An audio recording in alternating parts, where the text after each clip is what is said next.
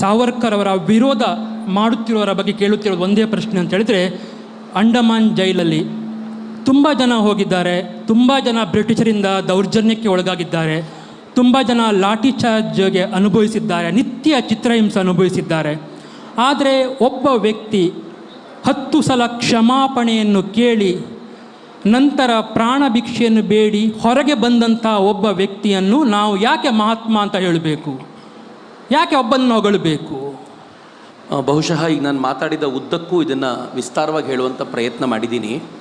ಸಾವರ್ಕರ್ಗೆ ಅಂಡಮಾನ್ ಜೈಲಿನಲ್ಲಿದ್ದ ಶಿಕ್ಷೆಯ ಪರಿಕಲ್ಪನೆ ಇತ್ತಲ್ಲ, ಭಾಳ ವಿಸ್ತಾರವಾಗಿತ್ತು ಮೊನ್ನೆದು. ಇನ್ನು ಎರಡನೇದು, ಸಾವರ್ಕರ್ ವಾಸ್ ಆನ್ ಇಂಟೆಲೆಕ್ಚುಯಲ್. ಅವ್ರು ಆ್ಯಕ್ಚುಲಿ ಗನ್ ಹಿಡಿದು ಮಾಡಬಹುದಾದ, ಬಾಂಬ್ ಹಿಡಿದು ಮಾಡಬಹುದಾದ ಕೆಲಸಕ್ಕಿಂತಲೂ 100 ಪಟ್ಟು ಕೆಲಸವನ್ನು ಬರಹಗಳಿಂದ, ಭಾಷಣಗಳಿಂದ ಮಾಡೋದು ಸಾಧ್ಯವಿತ್ತು. ಅವರು ಸುಮ್ಮನೆ ಕೂತು 4 ಲೇಖನ ಬರೆದ್ರೂ ಕೂಡ ಅದು ಪ್ರೇರಣೆ ಕೊಡುವಂಥ ಸಾಧ್ಯತೆ ಇತ್ತು. ಹೀಗಾಗಿ ಅವರಿಗೆ ಒಳಗೆ ಸಿಕ್ಕಾಕೊಳ್ಳೋದು ಅಂತಂದರೆ ಅದು ಬಹಳ ಕಷ್ಟಕರವಾದ ಪರಿಸ್ಥಿತಿ. ಅವರು ಆ ತೊಂದರೆಯಿಂದ ಆಘಾತಕ್ಕೊಳಗಾಗಿದ್ದಕ್ಕಿಂತ ಹೆಚ್ಚು ಒಳಗಡೆ ಕೂತ್ಕೋಬೇಕು ಅನ್ನೋ ಪರಿಸ್ಥಿತಿಯಿಂದ ಆಘಾತಕ್ಕೊಳಗಾಗಿದ್ದೇ ಜಾಸ್ತಿ ಅಂತ. ಇದು ಪಾಯಿಂಟ್ 1. ಎರಡನೇದು, ಸಾವರ್ಕರ್ 10 ಪತ್ರ ಬರಲಿಲ್ಲ, 7 ಪತ್ರಗಳನ್ನು ಬರೆದರು. ಮೊದಲನೇ ಪತ್ರ ಸಾವರ್ಕರ್ ಬರೆದಿದ್ದು 1911ನಲ್ಲಿ. ನಾನು ಆಗಲೇ ಹೇಳಿದಂತೆ ತಾವು ಜೈಲಿಗೆ ಹೋದಂಥ 2 ತಿಂಗಳಲ್ಲೇ ಮೊದಲನೇ ಪತ್ರ ಬರೆದರು. 1911ನಲ್ಲಿ ಪತ್ರ ಬರೆದು ನನಗೆ ದಯಮಾಡಿ ಇಲ್ಲಿಂದ ಬಿಡುಗಡೆ ಕೊಡಬೇಕು ಅಂತ ಕೇಳಿಕೊಂಡ್ರು. ಅವರು ಪತ್ರ ಬರೆದ 4 ದಿನದಲ್ಲಿ your letter has been rejected ಅಂತ ಬಂದ್ಬಿಡ್ತು. 1912 ಅಕ್ಟೋಬರ್ನಲ್ಲಿ 2ನೇ ಪತ್ರ ಬರೆದ್ರು. ಈ ಪತ್ರದಲ್ಲಿ ಅವ್ರು ಏನು ಬರೆದ್ರು ಅಂತಂದರೆ, ನನ್ನ ನಡತೆ ಈಗ ಸುಧಾರಿಸಿದೆ, ಸಹಜವಾಗಿ ಒಬ್ಬ ಕೈದಿ ಬರಿಬೋದಾಗಿರುವಂಥ ರೀತಿಯಲ್ಲೇ ನನ್ನ ನಡತೆ ಈಗ ಸುಧಾರಿಸಿದೆ, ನೀವು ನನ್ನನ್ನು ಈಗ ಬಿಡಿ ಅಂತ. ಆ ಪತ್ರಕ್ಕೆ ಅಲ್ಲಿನ ಇವನು ಬರೆದು ಕಳಿಸ್ದ, ಉಲ್ಟಾ ಬರೆದು ಕಳಿಸ್ದ, ಹಾಗೇನೂ ಇಲ್ಲ. ಸಾವರ್ಕರ್ ಈಗಲೂ ಕೂಡ ಪತ್ರಗಳನ್ನು ಅಕ್ಕಪಕ್ಕದವರಿಗೆ ಕದ್ದು ಮುಚ್ಚಿ ಬರೀತಾರೆ. ಅವ್ರ ಪೊಸೆಷನ್ನಲ್ಲಿ ಸೀಸದ ಕಡ್ಡಿ ಎಲ್ಲ ಸಿಕ್ಕಿದೆ, ಹೀಗಾಗಿ ದಿಸ್ ಮ್ಯಾನ್ ಇಸ್ ಡೇಂಜರ್, ಬಿಡುಗಡೆ ಮಾಡಬೇಕಿಲ್ಲ ಅಂತ 1912ನಲ್ಲಿ. 1913ನಲ್ಲಿ ಪತ್ರವನ್ನು ಬರೆದರು. 1940ನಲ್ಲಿ ಮತ್ತೆ ಪತ್ರ ಬರೆದರು. 1940ನಲ್ಲಿ ಮೊದಲನೇ ಮಹಾಯುದ್ಧ ಶುರುವಾಗಿದ್ದರಿಂದ ಬ್ರಿಟಿಷರಿಗೆ ಭಾರತೀಯರನ್ನು ಒಲಿಸಿಕೊಳ್ಳೋ ದರ್ದಿತ್ತು. ಆ ಸಂದರ್ಭವನ್ನು ಬಳಸ್ಕೊಂಡು ಸಾವರ್ಕರ್ ಮತ್ತೊಂದು ಪತ್ರ ಬರೆದರು. ನಾನು ಇದನ್ನು ಯಾಕೆ ಹೇಳ್ತಿದ್ದೀನಿ ಅಂತಂದರೆ, ಹಿ ವಾಸ್ ಸೋ ಕ್ಲೆವರ್. ಅವರು ಅಂಡಮಾನ್ನಲ್ಲಿದ್ದೂ ಕೂಡ ಹೊರಗಡೆಯ ವಾತಾವರಣವನ್ನು ಗ್ರಹಿಸಿ ಏನು ಮಾಡಿದರೆ ಬ್ರಿಟಿಷರ ಮೇಲೆ ಪ್ರೆಷರ್ ಹಾಕ್ಬೋದು ಅಂತ 1940ನಲ್ಲಿ ಪತ್ರ ಬರೆದರು.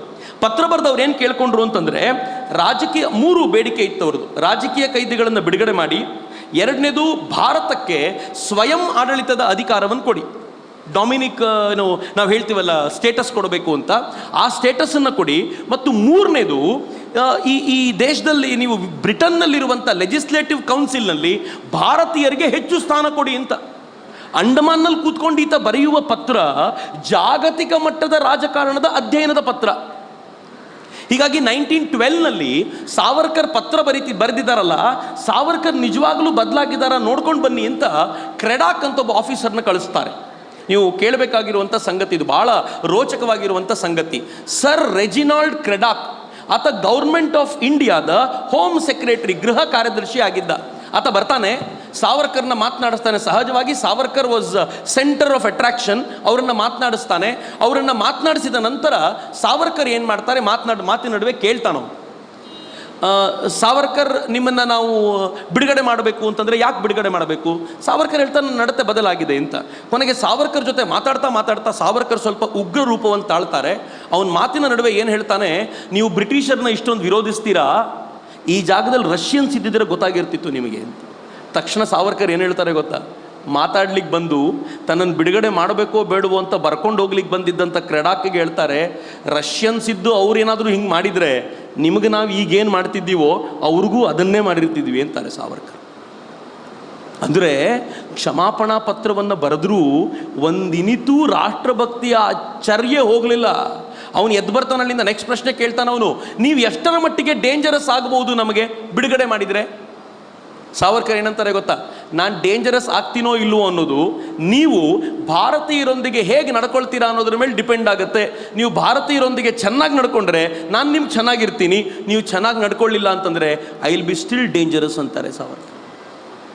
ಕ್ರೆಡಾಕ್ ಏನೂ ಮಾತಾಡಲ್ಲ, ಮಾತು ಮುಗಿಸಿ ಎದ್ದೋಗ್ತಾನೆ. ವಾಪಸ್ ಹೋಗಬೇಕಾದ್ರೆ ದಾರಿಯಲ್ಲೇ ರಿಪೋರ್ಟ್ ಬರಿತಾನೆ. ರಿಪೋರ್ಟ್ ಏನಂತ ಬರಿತಾನೆ ಗೊತ್ತಾ, ಈ ಮನುಷ್ಯ ಒಂದು ಚೂರು ಬದಲಾಗಲಿಲ್ಲ, ಇವನು ಯಾವ ಕ್ಷಮಾಪಣಾ ಪತ್ರವನ್ನು ನಂಬಬೇಡಿ, ಇವನು ನಾಟಕ ಮಾಡ್ತಿದ್ದಾನೆ ಕ್ಷಮಾಪಣಾ ಪತ್ರದ ಹೆಸರಲ್ಲಿ. ಕ್ರೆಡಾಕ್ ಬರೆಯೋದು ಸಿದ್ದರಾಮಯ್ಯ ಅಲ್ಲ. ಆ ಪತ್ರವನ್ನು ಬರೆದವನು ಏನು ಹೇಳ್ತಾನೆ ಅಂತಂದರೆ, ಈ ಮನುಷ್ಯ ನೀವೇನಾದರೂ ಭಾರತದ ಜೈಲಿಗೆ ಇವನನ್ನು ಹಾಕಿದರೆ ಇಲ್ಲಿಂದ ಕರ್ಕೊಂಡು ಬಂದು ಇವನೇ ತಪ್ಪಿಸ್ಕೊಳ್ತಾನೆ. ಅಕಸ್ಮಾತ್ ಲಂಡನ್ ಅಥವಾ ಈ ಅಂಡಮಾನಿನ ಕಾಲಾಪಾನಿ ಜೈಲಿನ ಹೊರಗಡೆ ಕೆಲಸ ಮಾಡಲಿಕ್ಕೆ ಅಂತ ಇವನಿಗೆ ಬಿಟ್ಟರೆ, ವಿದೇಶದ ಕ್ರಾಂತಿಕಾರಿಗಳು ಒಂದು ಬೋಟ್ ತಗೊಂಡು ಬಂದು, ಹಡಗು ತಗೊಂಡು ಬಂದು ಇವನನ್ನು ಹಾರಿಸ್ಕೊಂಡು ಹೋಗ್ತಾರೆ. ಅಷ್ಟು ಡೇಂಜರಸ್. ಹೀಗಾಗಿ ಇವನನ್ನು ಬಿಡುಗಡೆ ಮಾಡೋದಿರಲಿ, ಅಂಡಮಾನಿನ ಹೊರಗೆ ಕೂಡ ಕಳಿಸಬೇಡಿ ಅಂತ. ಮಿತ್ರೆ, ಅಂಡಮಾನಲ್ಲಿರುವಂಥ ಕೈದಿಗಳಿಗೆ 2 ವರ್ಷ 3 ವರ್ಷ ಆದಮೇಲೆ ಈ ಗಾಣ ಸುತ್ತುವಂಥ, ಹಗ್ಗ ಹೊಸೆಯುವಂಥ ಕೆಲಸ ಬಿಟ್ಟು ಈ ಜೈಲಿನ ಹೊರಗಡೆ ಕೆಲಸಗಳಿಗೆ ಅಂತ ಕಳಿಸ್ತಿದ್ರು. ಸಾವರ್ಕರ್ ಮತ್ತು ಅವರ ಅಣ್ಣನಿಗೆ ಅದನ್ನೂ ನಿರಾಕರಿಸಲಾಗಿತ್ತು. ಅಂಡಮಾನ್ನಲ್ಲಿದ್ದವ್ರಿಗೆ ಐ ಹ್ಯಾವ್ ಸ್ಟಿಲ್ 3 ಲೆಟರ್ಸ್. ನಾನು ಹೇಳಿರೋದು 4 ಲೆಟರ್ನ ಉಲ್ಲೇಖ ಅಷ್ಟೇ. ಸಾವರ್ಕರ್ಗೆ ಎಲ್ಲಿವರೆಗೂ ಆಯಿತು ಅಂತಂದರೆ, ಅದು ಮುಗಿದ ನಂತರ ಸಾವರ್ಕರ್ ಮನೆಯವರು, ಪ್ರತಿಯೊಬ್ಬರಿಗೂ ಮನೆಯವರನ್ನು ನೋಡಲಿಕ್ಕೆ 3 ವರ್ಷ ಆದಮೇಲೆ 5 ವರ್ಷ ಆದಮೇಲೆ ಅವಕಾಶ ಸಿಕ್ತಿತ್ತು.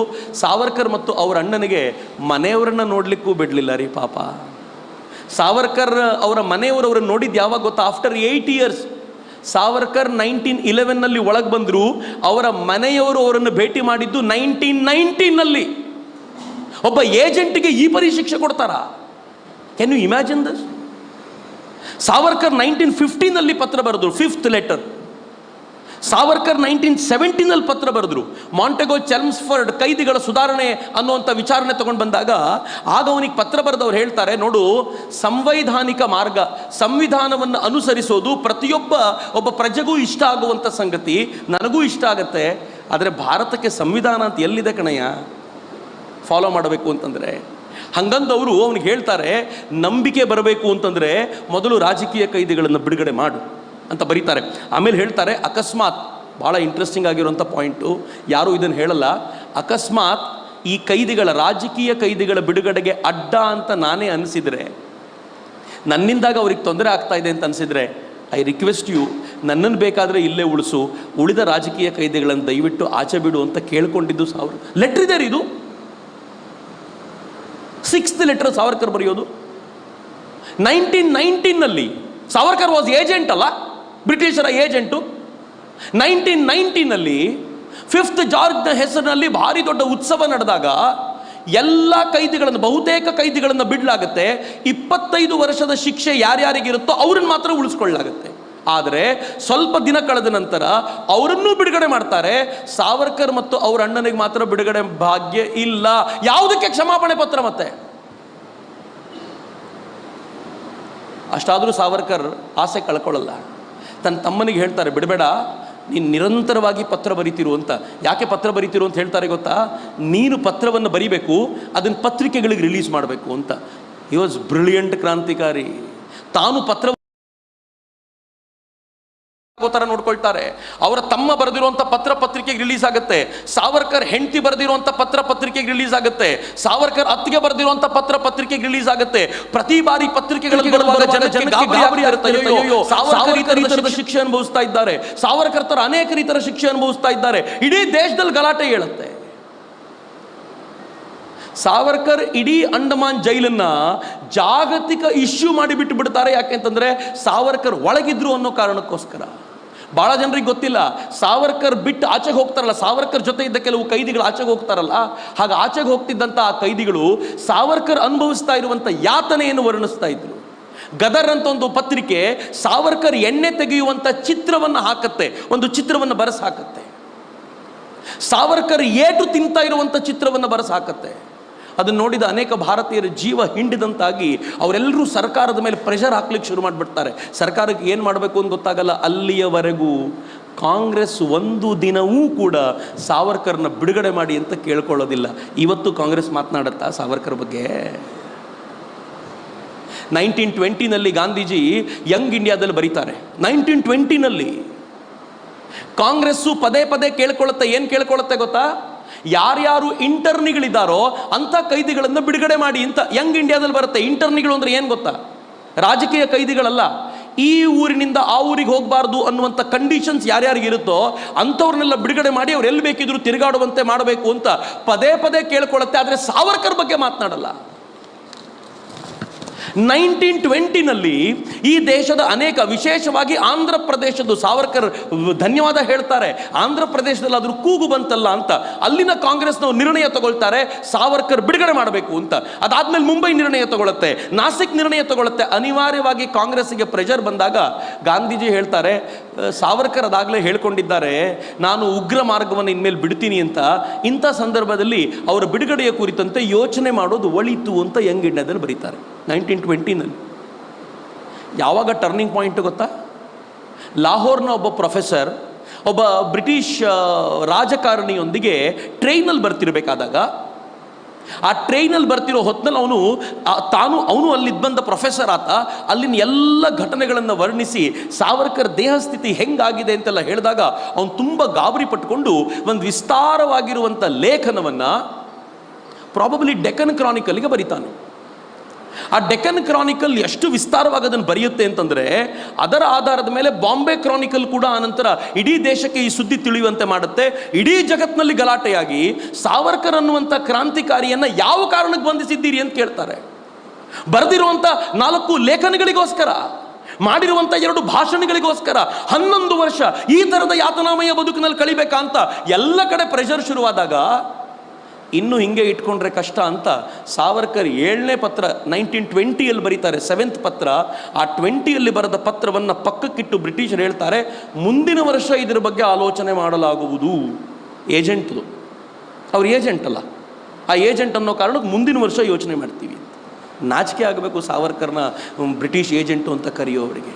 1921ನಲ್ಲಿ ಈ ವಿಚಾರವನ್ನು ತೆಗೆದುಕೊಂಡು ಸಾವರ್ಕರ್ನ ಬಿಡುಗಡೆ ಮಾಡಬಹುದಾ ಅಂತ ಕೇಳಿದರೆ, ಅಂಡಮಾನಿನ ಜೈಲಿನವರು ಪತ್ರ ಏನಂತ ಬರೀತಾರೆ ಗೊತ್ತಾ? ಉಲ್ಟಾ 1912ನಲ್ಲಿ, 1911ನಲ್ಲಿ, 1912ನಲ್ಲಿ, 1940ನಲ್ಲಿ ಕಂಟಿನ್ಯೂಸ್ 3 ಬಾರಿ ಅವರಿಗೆ ಭಿನ್ನ ಭಿನ್ನ ಶಿಕ್ಷೆ ಕೊಡಲಾಗಿದೆ. ಯಾಕೆ ಅಂದರೆ ಇಲ್ಲಿನ ರೂಲ್ಗಳನ್ನು ವೈಲೇಟ್ ಮಾಡಿದ್ದಾರೆ ಮತ್ತು ನಾವು ಹೇಳಿದ ಕೆಲಸ ಮಾಡ್ತಿರ್ಲಿಲ್ಲ ಅವರು, ಹೀಗಾಗಿ ಶಿಕ್ಷೆ ಅನುಭವಿಸ್ತಾ ಇದ್ದಾರೆ. ಆದರೆ ಕಳೆದ 5 ವರ್ಷದಿಂದ ಅವರು ನಾರ್ಮಲ್ ಆಗಿದ್ದಾರೆ. ಯಾಕೆ ಅಂದರೆ ನಾನಿ ಗೋಪಾಲನ ಪ್ರಕರಣದ ನಂತರ ಇಡೀ ಜೈಲು ಸುಧಾರಣೆ ಕಂಡಿತ್ತಲ್ಲ, ಈಗ ಸಾವರ್ಕರ್ ನಾರ್ಮಲ್ ಆಗಿದ್ದಾರೆ ಅಂತ ಬರೆದಿರ್ತಾರೆ. ಆದರೆ ಹೇಳ್ತಾನೆ, ಅವರ ರಾಜಕೀಯ ಆಲೋಚನೆಗಳು ಏನು ಅಂತ ನಮ್ಗೆ ಈಗಲೂ ಗೊತ್ತಾಗ್ತಿಲ್ಲ, ಈಗಲೂ ಆ ಮನುಷ್ಯ ಡೇಂಜರೇ ಆಗಿದ್ದಾನೆ ಅಂತ ಪತ್ರ ಬರುತ್ತಲ್ಲಿಂದ. ಇನ್ ಸ್ಪೈಟ್ ಆಫ್ ದಟ್ ತುಂಬ ಪ್ರೆಷರ್ ಆದ ನಂತರ ಬ್ರಿಟಿಷ್ ಗೌರ್ಮೆಂಟು 1921-22ರಲ್ಲಿ ಅವ್ರನ್ನ ಬಿಡುತ್ತೆ. ಪೂರ್ಣ ಬಿಡಲ್ಲ, ಕರ್ಕೊಂಡು ಬಂದು ಸಾಬರಮತಿ ಜೈಲಿಗೆ ಹಾಕತ್ತೆ, ಅಲ್ಲಿಂದ ರತ್ನಾಗಿರಿ ಜೈಲಲ್ಲಿ ಹಾಕತ್ತೆ. ಆ ಜೈಲಿನಲ್ಲಿ ಅವ್ರು ಕೂಡ ಹಾಕಿ ಯಾವ ಥರ ನೋಡ್ಕೊಳ್ಳುತ್ತೆ ಅಂತಂದರೆ, ಮೊದಲನೇ ದಿನ ಅಂಡಮಾನಿನ ಜೈಲಿಗೆ ಹೋದಾಗ ಯಾವ್ಯಾವ ಥರದ ಶಿಕ್ಷೆ ಇತ್ತೋ ಆ ಎಲ್ಲ ಶಿಕ್ಷೆಯನ್ನು ಸಾವರ್ಕರ್ಗೆ ವಾಪಸ್ ಕೊಡಲಾಗುತ್ತೆ. ಅವರ ಕ್ಷಮಾಪಣಾ ಪತ್ರದ ಕಥೆ ಇದು. ಯಾರ್ಯಾರು ಕ್ಷಮಾಪಣಾ ಪತ್ರ ಅಂತ ಪದೇ ಪದೇ ಹೇಳ್ತಾರೋ ಅವ್ರು ಕೇಳ್ಕೊಳ್ಬೇಕು. 7 ಕ್ಷಮಾಪಣಾ ಪತ್ರಗಳಲ್ಲಿ ಸಾವರ್ಕರ್ ಬರೆದಿರುವಂಥ ಉಲ್ಲೇಖ ಇದು. ಸಾರಿ, 1 ನಿಮಿಷ ಎಕ್ಸ್ಟ್ರಾ ತಗೋತೀನಿ. ಸಾವರ್ಕರ್ ವಾಪಸ್ ಬಂದಾಗ ಭಾಳ ದುಃಖ ಆಗತ್ರಿ. ನಾನು ಸಾವರ್ಕರ್ ಆ ಲೇಖನ ಓದಿದ್ದೀನಿ, ಭಾಳ ನೋವು ಅನಿಸತ್ತೆ. ಸಾವರ್ಕರ್ ದರ್ಶನ ಅನ್ನೋ ಪುಸ್ತಕದಲ್ಲಿ ಅದನ್ನು ಅನುವಾದಿಸಲಾಗಿದೆ. ಗಣೇಶ್ ಶಂಕರ್ ವಿದ್ಯಾರ್ಥಿ ತನ್ನ ಪ್ರತಾಪ ಅನ್ನೋಂಥ ಒಂದು ಪತ್ರಿಕೆಯಲ್ಲಿ ಇವತ್ತೇನು ಸಿದ್ದರಾಮಯ್ಯ ಹೇಳಿದ್ನಲ್ಲ ಅದೇ ಮಾತನ್ನು ಹೇಳ್ತಾನೆ. ಏನು ಹೇಳ್ತಾನೆ ಅಂತಂದರೆ, ಸಾವರ್ಕರ್ ಅನ್ನುವಂಥ ಈ ವ್ಯಕ್ತಿಯನ್ನು ಹುತಾತ್ಮ ಅಂತ ಯಾಕೆ ಕರಿತೀರಿ? ಆತ ಕ್ಷಮೆ ಕೇಳಿ ಬಂದವನಲ್ಲ. ಸಾವರ್ಕರ್ಗೆ ಹೆಂಗಾಗಿರ್ಬೇಡ. ಸಾವರ್ಕರ್ ಆಗ ವಿಸ್ತಾರವಾಗಿ ವರ್ಣಿಸ್ತಾರೆ, ಕ್ಷಮೆ ಯಾಕೆ ಕೇಳಬೇಕಾಯ್ತು, ಏನಾಯಿತು ಅಂತ ವರ್ಣಿಸಿ ಸಾವರ್ಕರ್ ಹೇಳ್ತಾರೆ, ರಾಮ್ ಪ್ರಸಾದ್ ಬಿಸ್ಮಿಲ್ ಆದಿಯಾಗಿ ಕ್ರಾಂತಿಕಾರಿಗಳಿಗೆ ನೇಣಿಗೆ ಏರಿಸಬೇಕು ಅಂತ ಆದಾಗ ಕಾಕೋರಿ ಕಾಂಡದವರು ಅವರು ಬ್ರಿಟನ್ನಿನ ರಾಣಿಗೆ ನೇರವಾಗಿ ಪತ್ರ ಬರೆದು ನಮ್ಮ ತಪ್ಪನ್ನು ಮನ್ನಿಸಿಬಿಡಿ ಅಂತ ಕೇಳಿಕೊಂಡಿದ್ರು.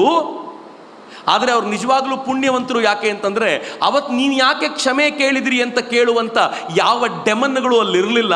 ಹೀಗಾಗಿ ಅವರು ಪುಣ್ಯವಂತರು, ಹಾಗೆ ತೀರಿಕೊಂಡ್ರು ಅಂತ ಬರೀತಾರೆ. ಅವ್ರು ಹೇಳ್ತಾರೆ, ಗಣೇಶ್ ಶಂಕರ್ ವಿದ್ಯಾರ್ಥಿ ಸ್ವತಃ ಈ ಆರ್ಟಿಕಲ್ ಯಾರು ಬರೆದಿದ್ದಾನೋ ಅವನು ಕೂಡ 1928ಅಲ್ಲಿ ಒಂದು ಲೇಖನವನ್ನು ಬ್ರಿಟಿಷರು ಆರೋಪಿಸಿದಾಗ ಕ್ಷಮೆ ಕೇಳಿ ಇನ್ನು ಮುಂದೆ ಈತ ಲೇಖನ ಬರೆಯಲ್ಲ ಅಂತ ಹೇಳಿದ್ದ. ನಾನು ತಪ್ಪು ಅಂತ ಹೇಳಲ್ಲ. ಯಾಕೆ ಅಂತಂದರೆ ಅವತ್ತಿನ ದಿನದಲ್ಲಿ ಅದು ಅಗತ್ಯವಾಗಿತ್ತು, ಅದನ್ನು ಮಾಡಿದ ಅಂತ ನಾನು ಒಪ್ಕೊಳ್ತೀನಿ ಅಂತ ಸಾವರ್ಕರ್ ಬರಿಬೇಕಾದ ಸ್ಥಿತಿ ಬಂತು. ಅರವಿಂದರ ತಮ್ಮ ಬಾರೀಂದ್ರ ಘೋಷ್ ಇದೇ ಥರ ಮರ್ಸಿ ಪಿಟಿಷನ್ಗೆ ಸೈನ್ ಮಾಡಿದರು. ಅವರು ಸಾವರ್ಕರ್ ಹೇಳಿದಂತೆ ಹೇಳ್ತಾರಲ್ಲ, ನಾನು ಬ್ರಿಟಿಷರ ವಿರುದ್ಧ ಯಾವ ಕೆಲಸವನ್ನು ಮಾಡಲ್ಲ ಅಂತೆಲ್ಲ ಒಂದು ಬ್ರಿಟಿಷರ ಮುಚ್ಚಳಿಕೆ ಪತ್ರ ಸೈನ್ ಮಾಡಬೇಕು ಅಂತಂದಾಗ ಇವರೆಲ್ಲರೂ ಗಲಾಟೆ ಮಾಡ್ತಾರೆ, ನಾವು ಸೈನ್ ಮಾಡಲ್ಲ ಅಂತ. ಸಾವರ್ಕರ್ ಹೇಳ್ತಾರೆ, ಸೈನ್ ಮಾಡ್ರೋ, ನೀವು ಸೈನ್ ಮಾಡೋದ್ರಿಂದ ಲಾಭ ಏನು ಅಂತಂದರೆ ಹೊರಗಡೆ ಹೋದ್ಮೇಲೆ ಸೈಲೆಂಟಾಗಾದರೂ ಕೆಲಸ ಮಾಡ್ಬೋದು, ಇಲ್ಲಿದ್ದರೆ ನೀವು ಯಾರಿಗೂ ಪ್ರೇರಣೆಯಾಗಲ್ಲ ಅಂತ ಹೇಳಿದಾಗಲೂ ಅವರು ಪ್ರತಿಭಟನೆ ಮಾಡ್ತಾರಲ್ಲ. ಸಾವರ್ಕರ್ ತಮ್ಮ ಜೀವನ ಚರಿತ್ರೆಯಲ್ಲಿ ಬರ್ಕೊಳ್ತಾರೆ, ನನಗೆ ಅವತ್ತು ಎಷ್ಟು ಖುಷಿ ಆಯಿತು ಅಂದರೆ, ವಾಹ್, ಇಷ್ಟು ಯಾತನೆ ಅನುಭವಿಸಿದ ನಂತರವೂ ಕೂಡ ನಾನು ಈ ಥರದ ಪೆಟಿಷನ್ಗೆ ಸೈನ್ ಹಾಕಲ್ಲ ಅಂತ ಹೇಳುವಂಥ ಈ ಛಾತಿ ಇದೆಯಲ್ಲ, ನನ್ನ ದೇಶದ ಭವಿಷ್ಯ ಉಜ್ವಲವಾಗಿದೆ ಅಂತ ಹೇಳಿ ಕೊನೆಗೂ ಅವ್ರಿಗೆ ಕನ್ವಿನ್ಸ್ ಮಾಡಿ, ನೀವು ಆಚೆ ಹೋಗೋದು ಮುಖ್ಯ, ಮೊದಲು ಅಲ್ಲಿಗೆ ಹೋಗಿ ಕೆಲಸವನ್ನು ಸಂಭಾಳಿಸಿಕೊಳ್ಳಿ, ಸೈಲೆಂಟ್ ಆಗಾದರೂ ಕೆಲಸ ಮಾಡ್ಬೋದು ಅಂತ ಬಾರೀಂದ್ರ ಘೋಷ್ ಆದಿಯಾಗಿ ಎಲ್ಲ ಕ್ರಾಂತಿಕಾರಿಗಳ ಬಳಿ ಅಂಥ ಮುಚ್ಚಳಿಕೆಯೊಂದಕ್ಕೆ ಸೈನ್ ಮಾಡಿಸಿ ಆಚೆ ಕಳಿಸೋದು ಸಾವರ್ಕರ್.